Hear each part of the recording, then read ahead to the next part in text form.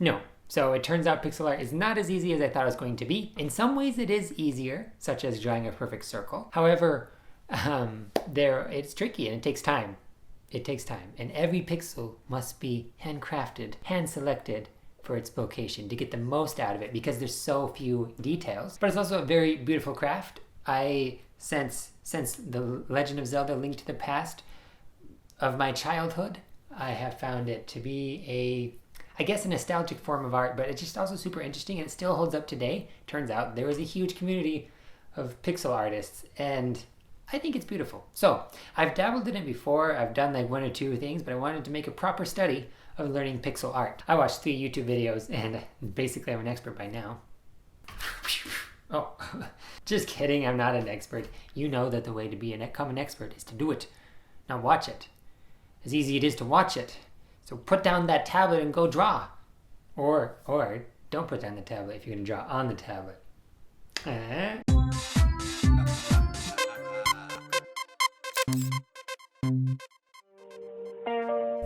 Alright, you know the drill. How do you learn to do anything you like drawing, for example?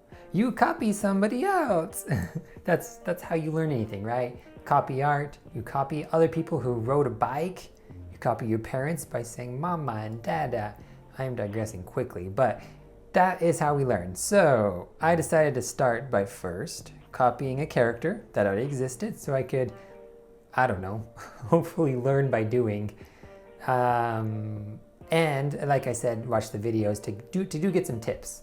One of the things it mentioned is to not use black as an outline. It softens it up if you pick a different color. I just kind of found a gray color. Now I messed up a few times as well. Side note, that happens. It's okay. But there's different styles of a pixel art. Some have outlines, some don't have very visible outlines where they use just shades of the colors to outline it, and then some have very complicated outlines. It's also helpful to draw on a different color. By not using white for your background, you make sure you remember to color in the whites of their eyes and anything else that's white, and it also helps it provides contrast to bring your character out, and that's I think a good tip in general. I don't know, maybe not. You decide. Okay, so Legend of Zelda: Link to the Past. My understanding, when I think of pixel art, I think of the Super Nintendo, which I had growing up in middle school or even younger than that, and it's simple and yet beautiful art. It's something about the constraints of having only so many pixels and only so many colors, because the original pixel art was limited to a certain amount of colors, which I don't remember what it is, so I'm going to look it up.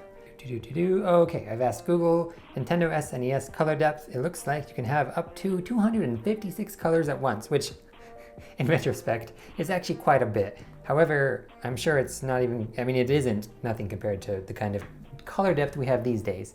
And anyways, you should limit your art to a certain color scheme, so maybe you don't even need that many.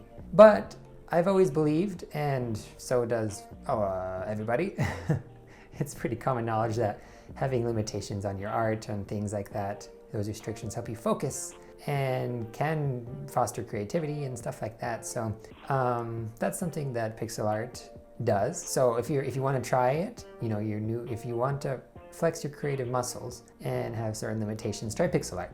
I think it'll help you learn. At the very least, you'll have fun doing it. I think so.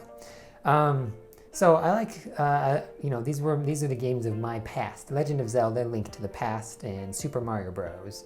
And so I decided we were going to pick those characters, Link, and we're going to do a smash up, a collab. No, not really. We're just going to draw a Goomba next to Link, which are from 2 different universes, but you knew that. That sword was troublesome.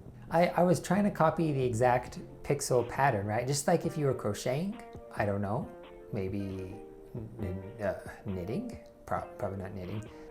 You guys tell me. The things where you follow the patterns. Anything that you follow a pattern, right? You just do the pattern and it works, and that's one of the things you can do with pixel art. It's easy to see what the pattern is, but my reference image actually didn't make it easy to see, so I quickly had to abandon that and just eyeball it, which, that was okay too. it made me have to stretch a little bit and practice and erase. But in the end, it turned out pretty good. The colors, one of the tips was to keep your colors limited and to just use a few, like maybe a shadow and a highlight, but not a bunch of different colors, right? Keep it pretty simple.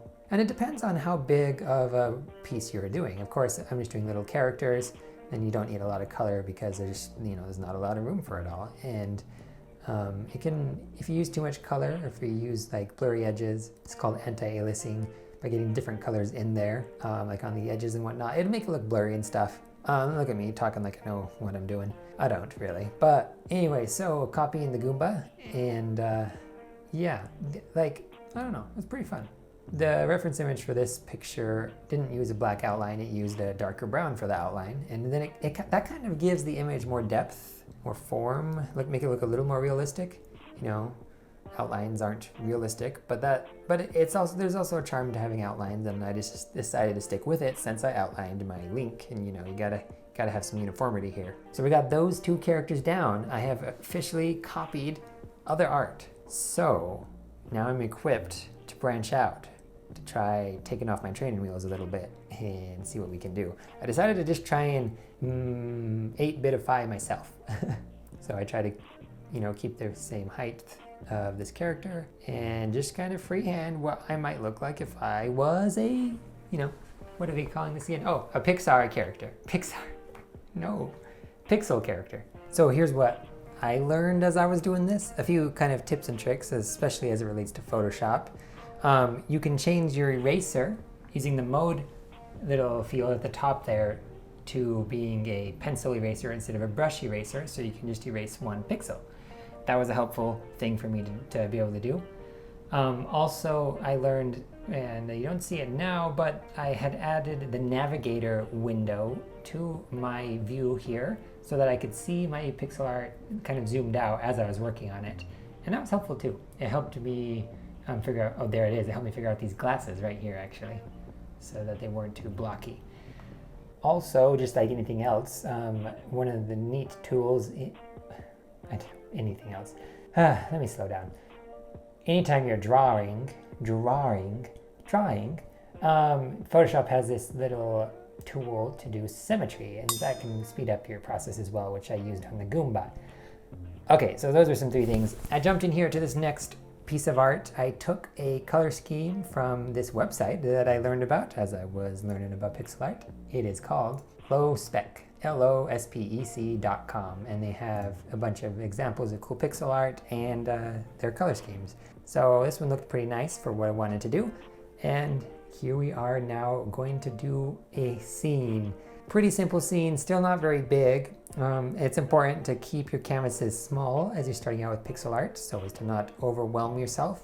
And then what you can do is you can save them as, when you go to save them as a JPEG, you first make the image larger and make sure to check the option to do nearest neighbor, so it won't blur it any. It'll just add the same color as the nearest neighbor of the pixels, and it can make your image bigger without changing the look of your image.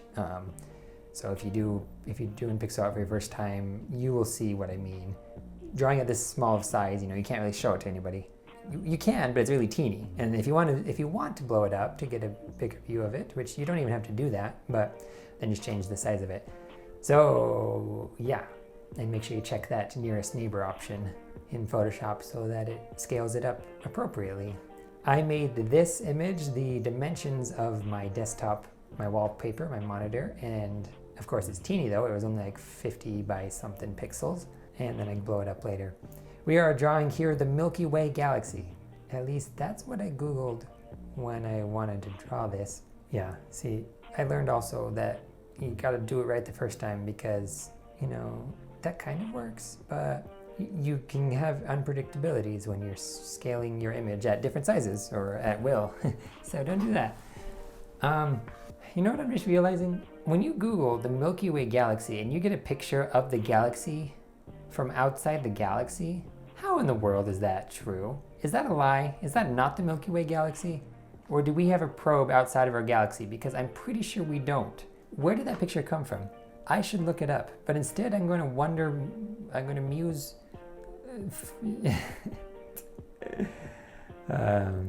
Like a silly boy on the internet. Indeed. Indeed. So I'll look that up later. I'm baffled at why we can get a picture of the Milky Way galaxy from outside. I don't believe it's true. Anyway, that's not the point. Okay. So I just looked at a real reference image of a picture, and then I just tried to translate that into pixel art and freeform it. Backgrounds are different than characters. I think you can have more imperfections, more variability in a background, but I don't know. I don't really know what I'm doing. I hope that next time I can maybe make another video where I can, after I've studied and practiced this a little bit more, I can do something a little more detailed, a little more intense, maybe a bigger scene. That could be fun. I don't know. It's simple art, but it's kind of quaint, and it's a good time. So that's it for today. We've got my galaxy wallpaper with my little astronaut floating there, and we got some characters that we drew up. I had a fun time. I hope you enjoyed watching this. I do appreciate you guys being here with me. It's fun to do the things we enjoy. We got to make time for it, because too often I don't. And that's why I appreciate this. Okay, here are my final products. Nothing too fancy schmancy, but I did the thing. I was willing to try it, because you got to start. I didn't want to start because I didn't want to not do well, but I'm glad that I did something. If you too want to try some pixel art for the first time, or whether you're expert or beginner, it doesn't matter. Share with me on Instagram. I'm going to put these up on my Instagram channel. That's not what they are. Account, gallery, forwardrass.art. You can catch me over there, and please keep doing art. Thank you for watching this video. It's good to be here with you guys. If you have any recommendations or tips, whether it's art or pixel related or whatever, throw them down in the comments below. I'd love to hear from you. Please don't forget to try new things and to do what you love. Gotta make time for it. You just gotta put it on the calendar. Anyway, regardless, I hope that you have a good day, and most of all, please remember to smile.